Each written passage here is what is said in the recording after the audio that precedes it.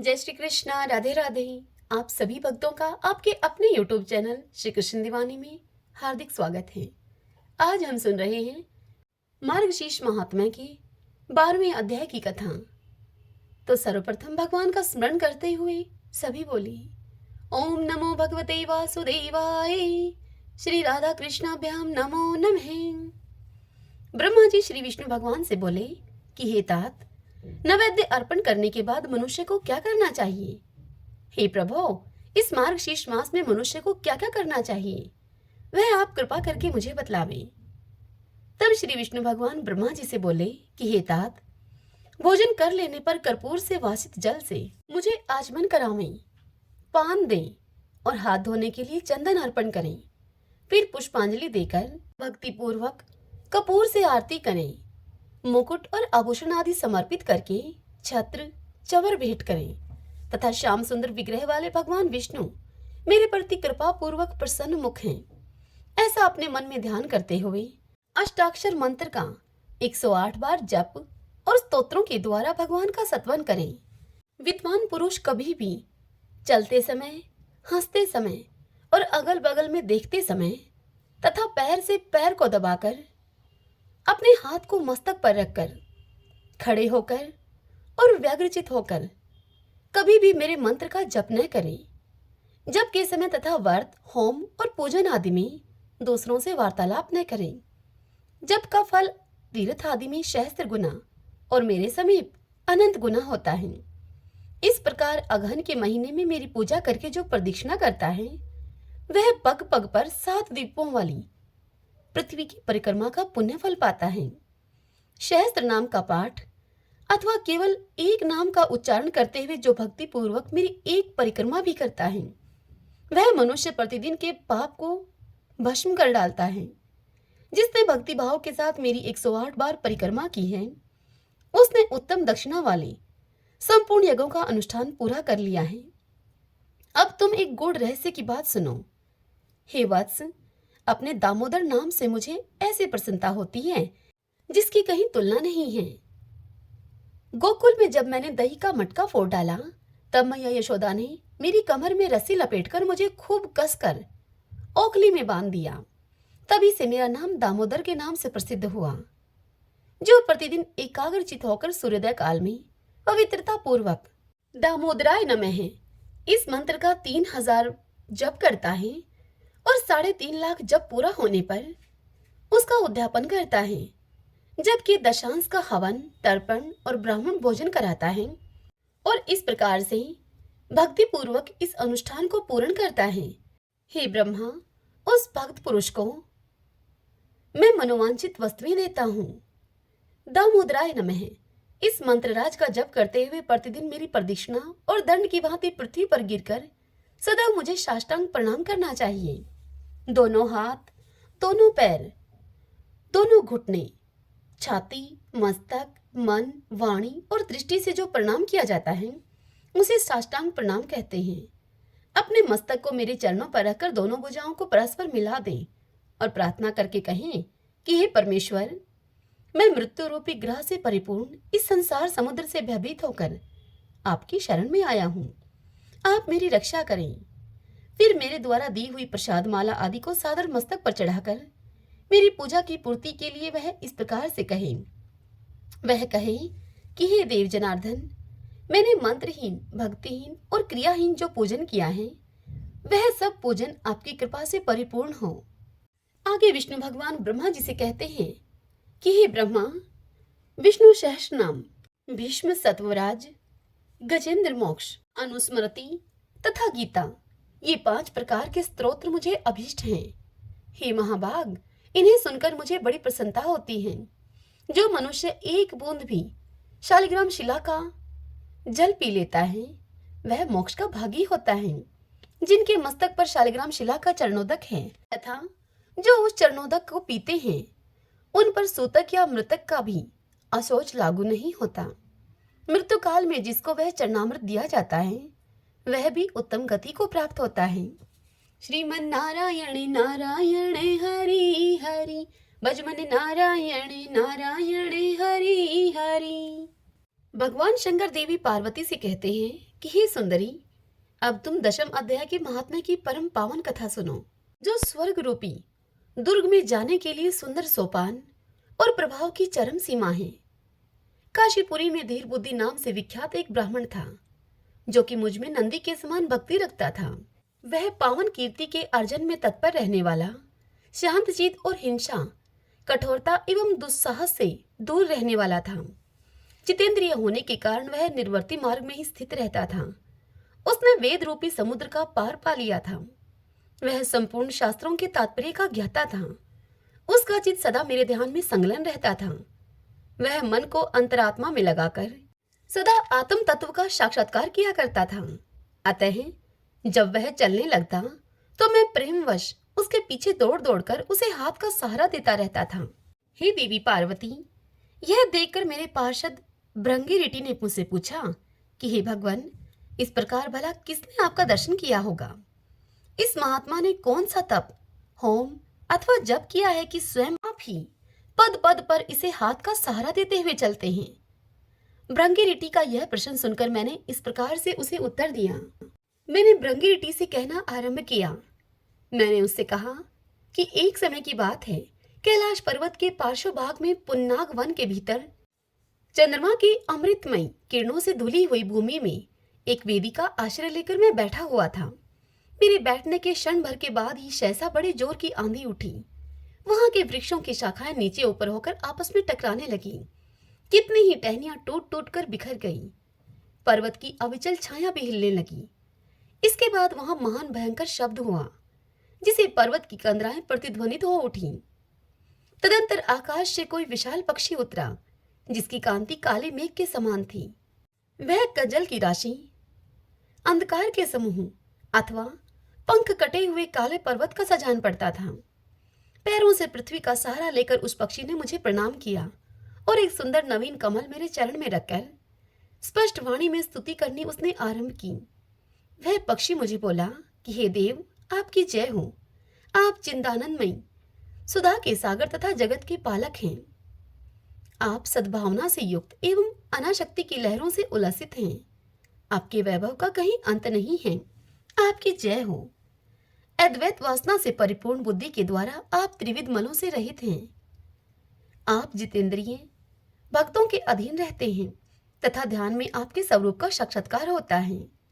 आप अविद्यामय, उपाधि से रहित, नित्य मुक्त, निराकार, निरामय, असीम अहंकार शून्य, आवरण रहित और निर्गुण हैं।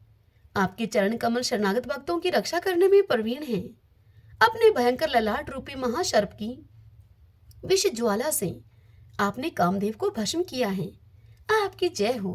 आप प्रत्यक्ष आदि प्रमाणों से दूर होते हुए भी परमाणाय स्वरूप हैं। आपको बारंबार नमस्कार है। चैतन्य के स्वामी तथा त्रिभुवन रूपधारी आपको प्रणाम है।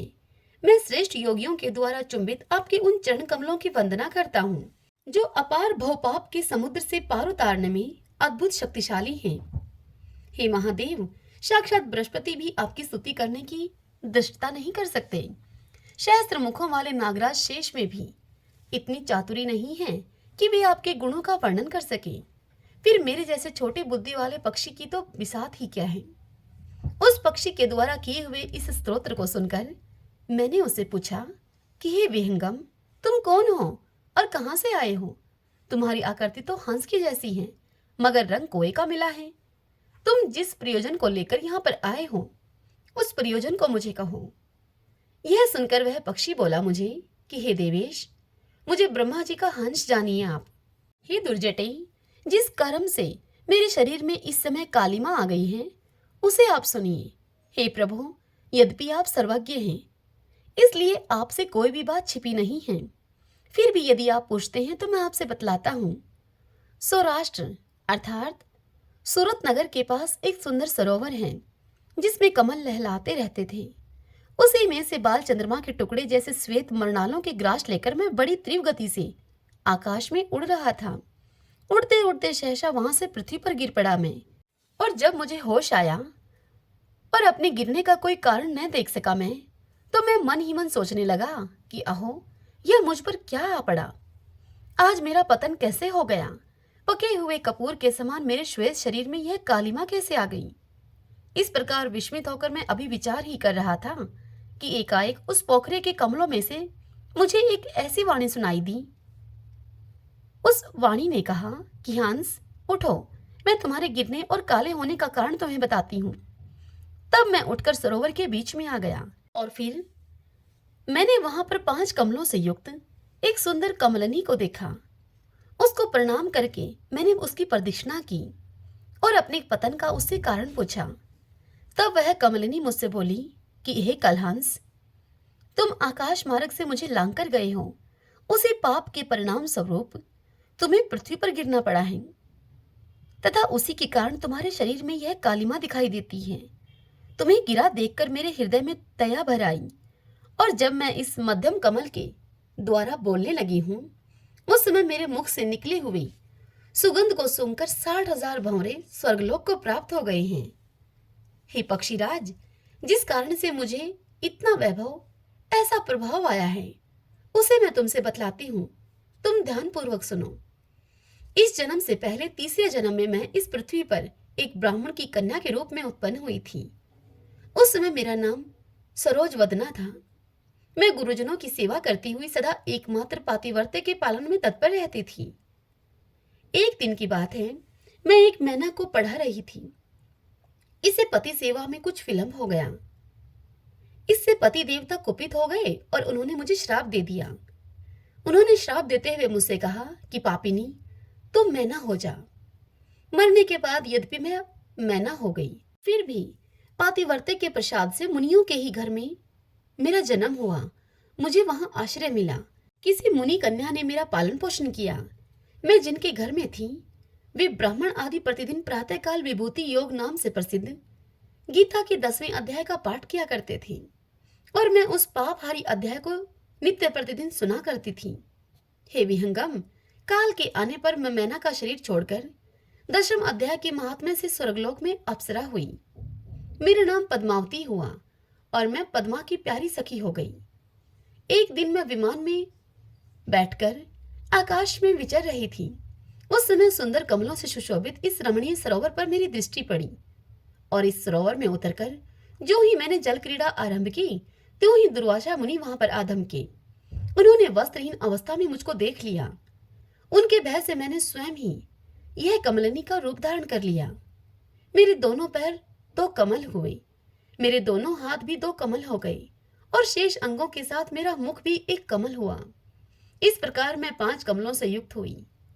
मुनिवर दुर्वासा ने मुझे देखा। उनके नेत्र क्रोध अग्नि से जल रहे थे। वे मुझे बोले कि हे पापिनी, तू इसी रूप में 100 वर्षों तक पड़ी रह। यह श्राप देकर मुझे दुर्वासा ऋषि क्षण भर में ही अंतर्ध्यान हो गए। कमलिनी होने पर भी विभूति योग अध्याय के महात्म्य से मेरी वाणी लुप्त नहीं हुई। हे हंस, मुझे लांघने मात्र के अपराध से तुम पृथ्वी पर गिरे हो। हे पक्षीराज, यहाँ खड़े हुए तुम्हारे सामने ही आज मेरे श्राप की निवृत्ति हो रही है, क्योंकि आज 100 वर्ष पूरे हो गए मेरे द्वारा गाए जाते हुए उस उत्तम अध्याय को तुम भी सुन लो। उसके श्रवण मात्र से तुम भी आज ही मुक्त हो जाओगे। इस प्रकार उस हंस से उस पद्मनी ने स्पष्ट एवं सुंदर वाणी में 10वें अध्याय का पाठ किया और वह मुक्त हो गई। उसे सुनने के बाद उसी के दिए हुए उस उत्तम कमल को लाकर मैंने आपको अर्पण किया है। इतनी कथा सुनाकर उस पक्षी ने अपना शरीर त्याग दिया। यह एक अद्भुत सी घटना हुई। वही पक्षी अब 10वें अध्याय के प्रभाव से ब्राह्मण कुल में उत्पन्न हुआ है। जन्म से ही अभ्यास होने के कारण शैशव अवस्था से ही इसके मुख से सदा गीता के 10वें अध्याय का उच्चारण हुआ करता है। 10वें अध्याय के अर्थ चिंतन का यह परिणाम हुआ है कि यह सब भूतों में स्थित शंख चक्रधारी भगवान विष्णु का सदा ही दर्शन करता रहता है। इसकी स्नेहपूर्ण दृष्टि जब कभी किसी देहधारी के शरीर पर पड़ जाती है, तो वह चाहे शराबी ब्रह्म हत्यारा ही क्यों ना हो, वह मुक्त हो जाता है। अतः पूर्व जन्म में अभ्यास किए हुए 10वें अध्याय के महात्म्य से इसको दुर्लभ तत्वज्ञान की प्राप्ति हुई है तथा इसने जीवन मुक्ति भी पा ली है। अतः जब यह रास्ता चलने लगता है, तब मैं इसे हाथ का सहारा दिए रहता हूँ। हे भृंगरिटे, यह सब 10वें अध्याय की ही महिमा है। आगे भगवान शंकर देवी पार्वती से कहते हैं कि हे पार्वती, इस प्रकार मैंने भृंगऋटे के सामने ही जो पाप नाशक कथा कही थी वही यहाँ तुमसे भी कह रहा हूँ। नर हो या नारी अथवा कोई भी क्यों न हो, इस 10वें अध्याय के श्रवण मात्र से उसे सब आश्रमों के पालन का फल प्राप्त होता है। श्रीमन नारायण नारायण हरि हरि, भजमन नारायण नारायण हरि हरि। एक छोटा सा गांव था। उस गांव में 2 दोस्त रहा करते थे। एक का नाम था भोला और दूसरे दोस्त का नाम था नंदू। दोनों ही विष्णु भगवान के परम भक्त थे। वे दोनों ही विष्णु भगवान की पूजा बड़ी विधि विधान से किया करते थे। वे दोनों हमेशा की तरह मेहनत मजदूरी करने के लिए गांव से शहर को जाया करते थे। उस दिन भी वह मेहनत मजदूरी करने के लिए गांव से शहर जा रहे थे। जंगल के रास्ते में जब वह जा रहे थे तो उनके रास्ते में भगवान विष्णु का एक मंदिर था। वे दोनों हमेशा की तरह ही भगवान विष्णु के दर्शन करके वहां थोड़ी देर बैठ गए। तभी वहां पर एक आकाशवाणी हुई। विष्णु भगवान ने उनसे कहा कि मैं तुम्हारी दोनों की भक्ति से बड़ा प्रसन्न हूँ। मैं तुम दोनों को एक एक ऐसी लकड़ी दे रहा हूँ जिसे अन्य लकड़ियों को छुआने मात्र से ही समस्त लकड़ियां सोने की बन जाएंगी। तुम इस धन को भलाई के काम में प्रयोग करना, गलत काम में इस धन को मत लगाना। अगर तुम दोनों ने इस धन को गलत काम में लगाया तो यह लकड़ी अपने आप ही गायब हो जाएगी। हे वत्स, तुम्हारी 7 गलतियों को मैं माफ करूंगा, लेकिन अगर तुमने 8वीं गलती की तो उस 8वीं गलती के होते ही यह लकड़ी अपने आप गायब हो जाएगी। तदंतर वहां उनके सामने एक एक लकड़ी आ गई। दोनों यह देखकर बहुत ही प्रसन्न हुए। उन्होंने भगवान विष्णु को प्रणाम किया और अब मंदिर से बाहर आ गए। दोनों ने मजदूरी करने का विचार अब त्याग दिया। दोनों अपने अपने घरों में आ गए। भोला बहुत ही सीधा साधा और सरल स्वभाव का था। उसके घर में उसके 2 बेटे, एक बूढ़ी माँ और एक उसकी पत्नी सुशीला थी। भोला जब घर वापस आ गया तो सुशीला ने अर्थात उसकी पत्नी ने उससे पूछा कि आप इतनी जल्दी मजदूरी से कैसे आ गए। तब भोला ने अपनी पत्नी और अपनी माँ को सारी बात बताई और यह भी बताया कि यदि हम इस लकड़ी का गलत उपयोग करेंगे, इस लकड़ी से प्राप्त धन को यदि हम किसी गलत कार्य में लगाएंगे तो यह लकड़ी स्वतः ही गायब हो जाएगी। तदंतर भोला ने उस लकड़ी से एक अन्य लकड़ी को छुआ तो वह लकड़ी सोने की बन गई। अब भोला ने उस लकड़ी के पैसों से भलाई का काम किया। उसने स्कूल खुलवाए, बाग बगीचे बनवाए, अनाथ आश्रम खुलवाए, गरीबों में दान किया, गरीबों को खाना खिलाया। भोला ने उन समस्त पैसों को गलत काम में नहीं लगाया।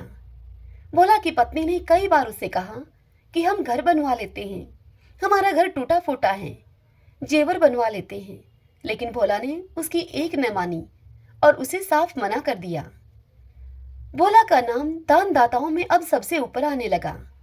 उधर दूसरी तरफ नंदू, जो कि भोला का दोस्त था और उसे विष्णु भगवान ने प्रसन्न होकर वह दूसरी लकड़ी दी थी, उस लकड़ी से प्राप्त होने वाले धन को नंदू ने गलत उपयोग किया। नंदू के मन में लालच आ गया।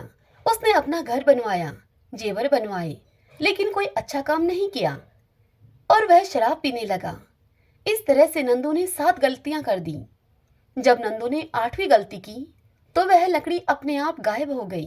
नंदू ने उस लकड़ी को खूब ढूंढा, लेकिन उसे वह लकड़ी कहीं दिखाई न दी। उसने उस लकड़ी को ढूंढने के लिए घर का एक एक कोना छान दिया, लेकिन फिर भी उसे भगवान विष्णु की दी हुई वह लकड़ी कहीं न मिली। अब वह नंदू अपने दोस्त भोला के घर गया। उसने देखा कि भोला उसी कच्चे मकान में रहता है। तब नंदू ने भोला से कहा कि प्यारे दोस्त, मैं अपनी भगवान की लकड़ी को कहीं रखकर भूल गया हूँ, तुम एक दिन के लिए यह तुम्हारी लकड़ी मुझे दे दो। भोला तो बड़ा ही सीधा साधा और सरल स्वभाव का था। उसने नंदू की बात पर यकीन कर लिया और उसने अपनी लकड़ी नंदू को दे दी। नंदू उस जादुई लकड़ी को पाकर बड़ा खुश हुआ और उसने अपने घर पर आकर झट से उस लकड़ी से अन्य लकड़ी को छुआ और छूते ही वह अन्य लकड़ी कोयला बन गई। नंदू ने कई बार ऐसे किया, लेकिन हर बार लकड़ी कोयला बन जाती। नंदू को अब गुस्सा आया। वह भोला के घर गया और लगा उस पर गुस्सा करने कि तुमने लकड़ी बदल दी है। तब भोला ने अपनी उस लकड़ी से अन्य लकड़ियों को छुआ तो जैसे ही छुआ समस्त लकड़ियां सोने की बन गई। नंदू अब पछताने लगा। उसे भोला से अब जलन होने लगी। अब नंदू ने जलन के मारे उस नगर के राजा से भोला की शिकायत कर दी और राज दरबार में जाकर राजा से कहा कि महाराज, इस गांव में मेरा एक दोस्त है जिसका नाम है भोला। उसके पास एक ऐसी लकड़ी है जो दूसरी लकड़ियों को छूते ही उन्हें सोने की बना देती है। महाराज, वह लकड़ी तो आपके राजमहल में होनी चाहिए। तब राजा ने सारी बात सुनकर उसकी अपने सिपाहियों को भेजकर वह लकड़ी दरबार में मंगवा ली और भोला को भी दरबार में बुलाया। और फिर राजा ने भोला से सारी बात पूछी। भोला ने सारी बात राजा को बताई। तब राजा ने कहा भोला से कि यह लकड़ी आज के बाद राजमहल में रहेगी। भोला चुप रहा, वह कुछ नहीं बोला। भोला ने राजा से कहा कि जो हुक्म महाराज, जैसा आप चाहते हैं वैसा ही होगा। अब भोला लकड़ी राजा को सौंपकर अपने घर वापस आ गया। अब उधर महल में राजा और राजा के मंत्रियों ने उस लकड़ी से दूसरी लकड़ियों को छुआया तो दूसरी लकड़ियां कोयला बन गईं। राजा भी विष्णु भगवान का परम भक्त था। उस रात्रि में भगवान विष्णु ने राजा के स्वप्न में आकर राजा से कहा कि हे राजन, भोला मेरा परम भक्त है। वह हर गुरुवार को मेरा व्रत करता है। अगन मास में वह स्नान करता है। उसी से प्रसन्न होकर मैंने यह लकड़ी भोला को दी थी। तुम यह लकड़ी भोला को वापस कर दो, नहीं तो मैं तुम्हारे राज्य को नष्ट कर दूंगा। राजा ने अपने स्वप्न की यह बात सुबह उठकर अपनी रानी और मंत्रियों को बताई। राजा की रानी बड़ी समझदार थी। उन्होंने राजा से कहा कि महाराज, यह लकड़ी उस भोला को भगवान विष्णु के अगन मास के स्नान और व्रत के कारण प्राप्त हुई है। उस भोला के सत्कर्मों से उसे भगवान विष्णु ने प्रसन्न होकर यह लकड़ी दी है। अतः आप यह लकड़ी भोला को वापस दे दीजिए। तब राजा ने बहुत सोच विचार करके अपने सिपाहियों को यह आदेश दिया कि पालकी लेकर जाओ और भोला तथा भोला के परिवार के सभी लोगों को तुम महल में लेकर आओ। तब भोला और भोले का परिवार पूरी ठाट बाट से महल में आई। तब राजा ने भोला की वह लकड़ी भोला को वापस कर दी। भोला को खूब सारा धन देकर उसे पूरा मान सम्मान दिया गया और उसके दोस्त को कठोर सजा सुनाई राजा ने। जो भी मनुष्य अगहन मास में पूरी श्रद्धा पूर्वक अगहन मास का स्नान और व्रतों का पालन करता है, उस पर भगवान विष्णु प्रसन्न होते हैं। उस मनुष्य की सभी मनोकामनाएं भगवान विष्णु की कृपा से पूर्ण होती हैं। सभी बोलिए विष्णु भगवान की जय। अब हम श्री विष्णु सहस्त्रनाम स्तोत्र का पाठ करें। यस्य स्मरण मात्रेण जन्म संसार बंधनात् विमुच्यते नमस्तस्मै विष्णवे प्रभ विष्णवे नमः समस्त भूतानामादि भूताय भूव्रते अनेक रूपे रूपाय विष्णवे प्रभ विष्णवे। ओम विश्वं विष्णु है वषट्कारो भूत भव्य भवत् प्रभु है भूतकृत भूत भाव भूतात्मा भूत भावने भूतात्मा परमात्मा च मुक्तानां परमागति है। अब यह पुरुष साक्षी क्षेत्रज्ञो अक्षर एव च योगो योग विद्याम नेता प्रधान पुरुषेश्वर है नारसिंह वपु है श्रीमान केशव पुरुषोत्तम है सर्व शिव स्थाणु भूतादि निर्भय है संभव भावनो भ्रता प्रभु प्रभु ईश्वर है स्वयंभू है शंभुरादित्य पुष्कराक्षो महास्वन है अनादि निधनो दाता विद्याता धातुरुत्तम है अपरमेयो हर्षिकेश पदम नाभो अमर प्रभु है विश्वकर्मा मनुस्त्वष्टा सत्विष्टो सत्विरो ध्रुव है अग्रहा है शाश्वता कृष्ण है लोहिताक्ष प्रतर्दन है प्रभुत्व त्रिकुब्धाम पवित्रम मंगलम परम ईशान है प्राणदय प्राण ज्येष्ठ श्रेष्ठ प्रजापति है हिरण्यगर्भ भूगर्भ माधवो मधुसूदन है ईश्वरो विक्रमी धनवी मेधावी विक्रम कर्म है अनुत्तमो दुरादर्श कृतज्ञ कर्तिरात्मवान है सुरेश शरणम शरम विश्वरीता प्रजा भुवः अह संवत्सरो व्याल है प्रत्यय सर्वदर्शन है अजय है सर्वेश्वर सिद्ध सिद्धि सर्वादिरच्युत है वर्षा कपिर में आत्मा सर्वयोग विनीय सरत है वसु है वसु मना है सत्य समात्मा असम्मति है समय है अमोघ है पुंडरी काक्षो वर्षकर्मा वर्षा करती है रुद्रो है बहुशिरा है बबरू है विश्व योनि शुचिश्रवा है अमृत शाश्वत स्थाणु वरारो महातपा है सर्वज्ञ सर्व विद्वानो विश्वक्षिनो जनार्दन है वेदो है वेद विद्यांगो वेदांगो वेद विद कवि है लोकादक्ष सुरादक्ष धर्मादक्ष कृता कृत है चतुरात्मा चतुर्व्यूह चतुर्दृश्य चतुर्भुज है भ्राजी शृणु भोजनम भोक्ता शेषणु जगदादिजय है अनगो विजयो जेता विश्व योनि पुनर्वसु है उपेन्द्रो वामन प्रांशु अमोघे शुचि ऊर्जित है। अतीन्द्रिय संग्रह सर्गोधर्तात्मा नियमोयम है। वेदोह वैदय सदा योगी वीर माधवो मधु है। अतीन्द्रियो महामायो महोत्साहो महाबल है। महाबुद्धि महावीर्यो महाशक्ति महादुति है। निर्देश्य वपु है श्रीमान अमे आत्मा महाद्रीद्रक है। महिश्वासो महिव्रता श्रीनिवास सताम गति है। अनिरुद्ध सुरानंदो गोविंदो गोविंदाम पति है। मरीचि है दमन हंसो शो पर्णो भुज गौतम है। हिरणाभ सूतपा पदम नाभ प्रजापति है। अमृत्यु है सर्वद्रक है सिंह संदाता संधिमान स्त्र है। अजो है दुर्मुष्ण शास्ता विश्वतात्मा सुरारिया है। गुरु है गुरुत्मो धामो सत्य सत्य पराक्रम है। निमिष है अनिमिष है सत्रगवि वाचस्पति रुधारदी है। अग्रणी है ग्रामणी है श्रीमान न्याय नेता समीरण है। शस्त्र मूर्धा विश्वात्मा शस्त्राक्ष शस्त्रपात। आवर्तनो निर्वर्तात्मा संवर्त सन पर मर्दन है। यह संवर्तको वहनीय अनिलो धरणी धर है। सुप्रसाद प्रश्नात्मा विषवदरक विषव भुग विभु है। सत्कृता सत्कृत साधु जहनो नारायणो नर है। असंख्यो अपरमे आत्मा विशिष्ट शिष्ट कर सूची है। सिद्धार्थ है सिद्धि संकल्प है सिद्धि द सिद्धि साधन है। वर्षाई वर्ष भो विष्णु वर्ष पर वर्षोदर है। वर्धनो वर्धमान है विविक्त श्रुति सागर है। सुभजो दुर्द्रो वाग्मी महेंद्रो वसुधो वसु है। नेक रूप व्रत रूप है सिप वृष्टि प्रकाश ने है। औजस्ते जो दूती दर प्रकाशात्मा प्रताप ने है। रिद्ध स्पष्ट अक्षरो मंत्र चंद्राशो भास्कर धोती है। अमृतम शुद्ध भानु शशबिंदु सुरेश्वर है। औषधम जगते सेतु सत्य धर्म पराक्रम है। भूत भव्य भवननाथ है पवने पावनो अनल है। काम काम कृत कांत है काम है काम प्रदय प्रभु है। युगाधिकृत युगावर्तो नेकमायो महाशन है। अदृश्य अव्यक्त रूप शस्त्रजित अनंत जित है। इष्टो अवशिष्ट शिष्टेष्ट शिखंडी नवशो वर्ष है। क्रोध क्रोध कृत करता विश्व बाहु महीधर है। अच्युत प्रतित प्राण है प्राण दो वासवानुज है। अपाम निदिर्दिष्टा नंबर मत प्रतिष्ठित है। स्कंद स्कंदरो दुर्यो वर्दो वायु वाहन है। वासुदेव व्रत भानु आदि देव पुरंदर है। अशोक स्तारण स्तार शूर शौरी जनेश्वर है। अनुकूल शतावर्त है पद्मी पदम निवेक्षण है। पद्मनाभो अरविंदाक्ष पदम गर्भ शरीर भृत है। महदीरिदो वरदात्मा मोक्षो गरुड़ो दुजय है। अतुल शर्वो भीम समयगो हवि हरि है। सर्वलक्षण लक्षणयो लक्ष्मीवान समिंत जय है। विक्षरो रोहितो मार्गो हेतु दामोदर सह। महिद्रय महाभागो वेगवान मिताशन है। उद्भव शोभनो देव श्री गर्भ परमेश्वर है। कर्णम कारणम कर्ता विकर्ता गहनो गोवे है। व्यवसायो व्यवस्थान संस्थान स्थान दो ध्रुव।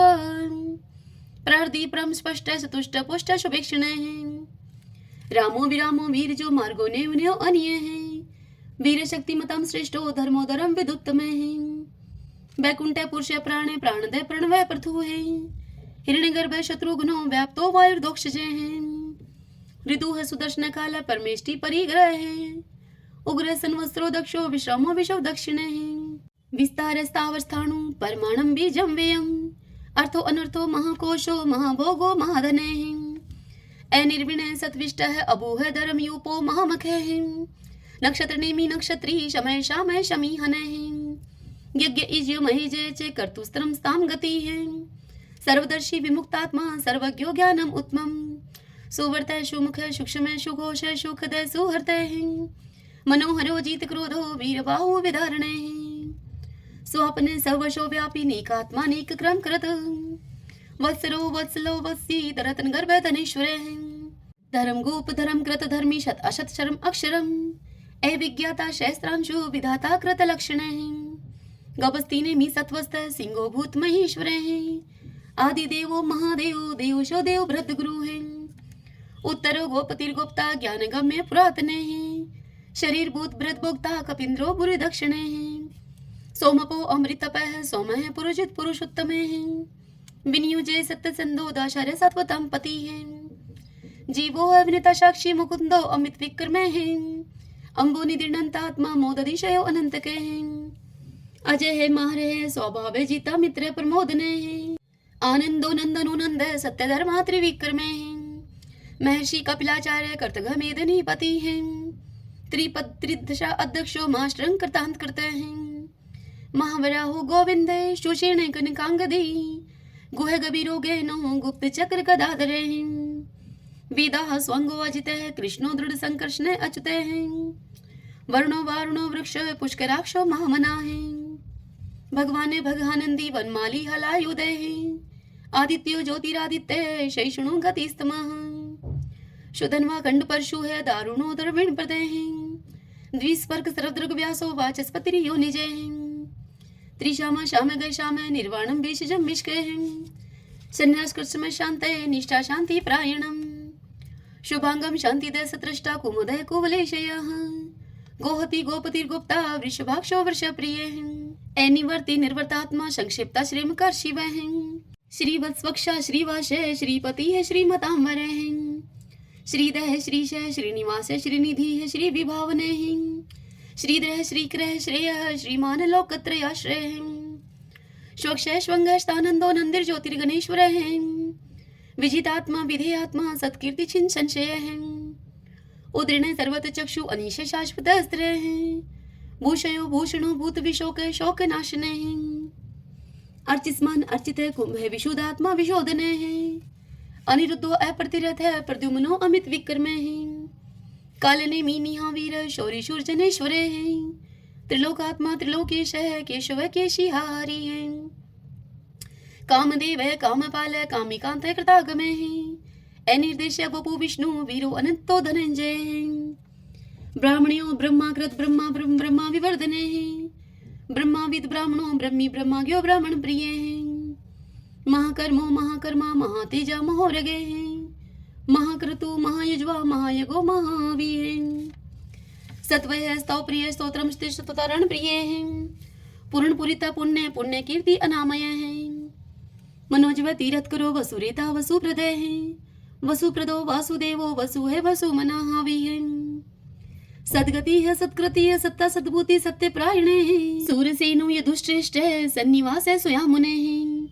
भूतावासो वासुदेव सर्वासु निलयो अनिल द्रपहा द्रुप्तो द्रुप्तो दुर्दुरो अपराजित विश्वमूर्ति महामूर्ति दीप्तमूर्ति अमूर्तिमान अनेक मूर्ति अव्यक्त है शतमूर्ति शतानन एकोनेक स्वः किमि तत्पद अनुत्तमम् लोकबंधु लोकनाथो माधवो भक्त वत्सल सुवर्ण वर्णो हिमांगो व्रांग चंदनांगदी वीरहा विश्व शून्यो गर्ताशी अचल चल एमानी मन दो मानो लोक स्वामी त्रिलोक द्रक सुमेधा मेद जो धन्य सत्य मेधा धराधर तेजो वृषो दुतिधर सर्वशस्त्र प्रथाम्बर प्रग्रो निग्रो व्यग्रो नेक श्रृंगो गदागर जय चतुर्मूर्ति चतुर्बाहु चतुर्व्यूह चतुर्गति चतुर आत्मा चतुर्भाव चतुर्वेद विद एकपात स्मावर्तो अनिर्वर्तात्मा दुर्जो दुर्ति कर्म दुर्लभो दुर्गमो दुर्गो दुरावासो दुरारिया शुभंगो लोक सारंग सुतंतु सुतंतु वर्धन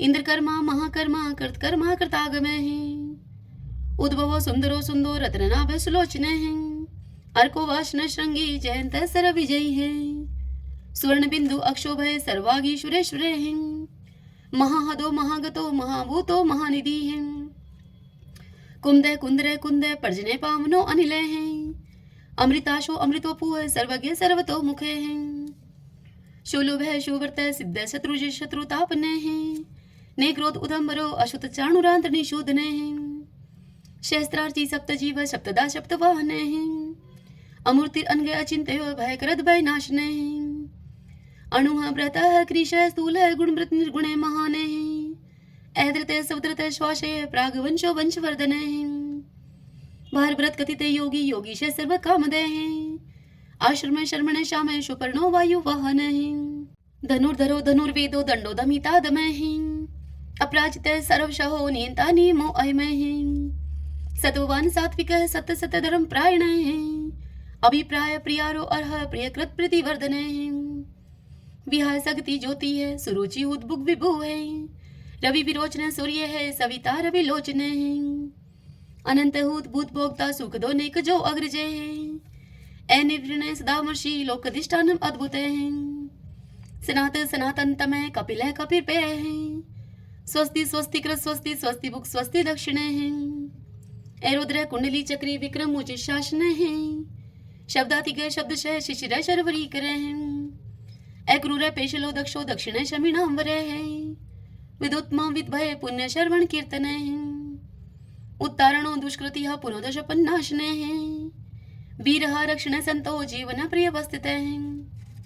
अनंत रूप अनंत श्री जीत वन्यो व्यापय, चतुरस्त्रो गभीरात्मा विदिशो व्याधीशो दिशे। अनादिर्पूर्व लक्ष्मी सुवीरो रुचिरांग दे, जननो जन जन्मादि भीमो भीम पराक्रमे हैं। आधार नीलो एधाता पुष्पहाश प्रजागरे हैं, उद्रवग सत्पथाचार्य प्राण दे प्रणवय पणे।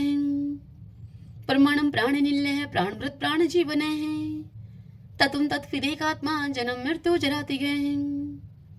पूर्व स्वस्त्र सविता पर पितामह है, यज्ञो यज्ञपति रेजवा यज्ञांगो यज्ञ वाहन है। यज्ञ व्रत यज्ञ ग्रत यज्ञ यज्ञ भोग यज्ञ साधन है, यज्ञांत कृत गुहाम अन्नम अन्नादे एव च। आत्मयोनि समझातो वेखान साम गायन है, देवकी नंदन सृष्टा क्षितिश पाप नाशन है। शंख व्रत नंद की चक्री शारंग धनमा कदाधर हैं, रथांग पाणी अक्षोभ सर्व पर हरणायुदय सर्व पर हरणायुदय। ओम नमः इति।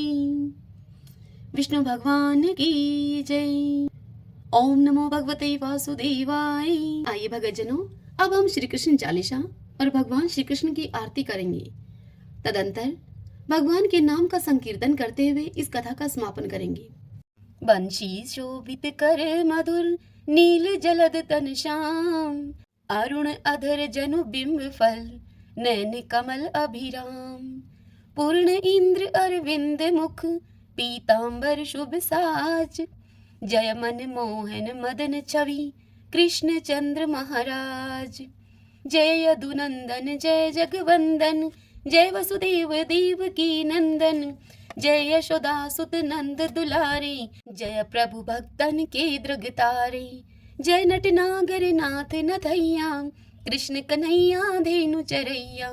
पुनि नख पर प्रभु गिरिवर धारो, आओ दीनन कष्ट निवारो। बंसी मधुर अधर धर टेरी, होवे पूर्ण विनय यह मेरी। आओ हरि पुनि माखन चाखो, आओ लाज भगत की राखो। गोल कपोल चिबुक अरुणारे, मृदु मुस्कान मोहिनी डारे। रंजित राजीव नयन विशाला, मोर मुकुट बजयंती माला। कुंडल श्रवण पीत पट आछे, कटिकिं कणिका छन काछे। नील जलज सुंदर तनु सोहै, छवि लखी सुर नर मुनि मोहै। मस्तक तिलक अलक घुंघराले, आओ कृष्ण बांसुरी वाले। करी पय पान पुतन ही तारयो, अका बका कागा सुर मारयो। मधुवन जलत अग्नि जब ज्वाला, भय शीतल लखत ही नंद लाला। सुरपति जब ब्रज चढ़यो रिसाई, मुसरधार वारी वर्षाई। लगत लगत ब्रज चहन बहायो, गोवर्धन नख धारी पचायो। लखी यशोदा मन भ्रम अधिकाई, मुख में जो धन भुवन दिखाई। दुष्ट कंस अति उधम बचायो, कोटि कमल जब फूल मंगायो। नाथी काल यहीं तब तुम लीने, चरण चिन्ह दे निर्भय कीने। करी गोपिन संग रास विलासा, सबकी पूर्ण करी अभिलाषा। केतक महा असुर सहारियो, कंस ही केश पकड़ दई मारियो। मातु पिता की बंदी छुड़ाई, उग्र सेन कह राज दिलाई। मही से मृतक छहों सुत लायो, मातु देव की शोक मिटायो। बोमासुर मुर दैत्य सहारी, लाए शट दस सहस कुमारी। दे भी मही तुण चीर सहारा, जरा सिंधु राक्षस कह मारा। असुर बकासुर आदिक मारयो, भक्तन के तब कष्ट निवार्यो। दीन सुदामा के दुख टारयो, तंदुल तीन मुट्ठी मुख डारयो। प्रेम के साग विदुर घर मांगे, दुर्योधन के मेवा त्यागे। लखी प्रेम की महिमा भारी, ऐसे श्याम दीन हितकारी। मारत के पारथ रथ हाके, लिए चक्र कर नहीं बल थाके। निज गीता के ज्ञान सुनाए, भक्त हृदय सुधा बरसाए। मीरा थी ऐसी मत वाली, विष पी गई बजा करके ताली। राणा भेजा सांप पिटारी, शालीग्राम बने बनवारी। निज माया तुम विध ही दिखायो, उरते संशय शकल मिटायो। तब शत निंदा करी तत्काला, जीवन मुक्त भयो शिशुपाला। जब ही द्रौपदी टेर लगाई, दीनानाथ लाज अब जाई। तुरत ही बसन बने नंदलाला, बड़े चीर भय अरि मुँह काला। अस अनाथ के नाथ कन्हैया, डूबत भवर बचावत नैया। सुंदर दास आस उरधारी, दया दृष्टि कीजे बनवारी। नाथ सकल मम कुमति निवारो, क्षमहु वेगी अपराध हमारो। खोलो पट अब दर्शन दीजिए, बोलो कृष्ण कन्हैया की जय। बोलो कृष्ण कन्हैया की जय। यह चालीसा कृष्ण का पाठ करे उरधारी, अष्ट सिद्धि नवनिधि फल लह पदार्थ चारी। लह पदार्थ चारी। ओम श्री कृष्णाय नमो नमः। आइए अब हम श्री कृष्ण भगवान की आरती करते हैं। आरती युगल किशोर की जय, राधे तन मन धन निछावर की जय। रवि शशि कोटि बदन की शोभा, ताहि निरख मेरो मन लोभा। गोर श्याम मुख निरखत राजै, प्रभु को रूप नैन भर पीजे। कंचन थार कपूर की बाती, हरियाए निर्मल भई छाती।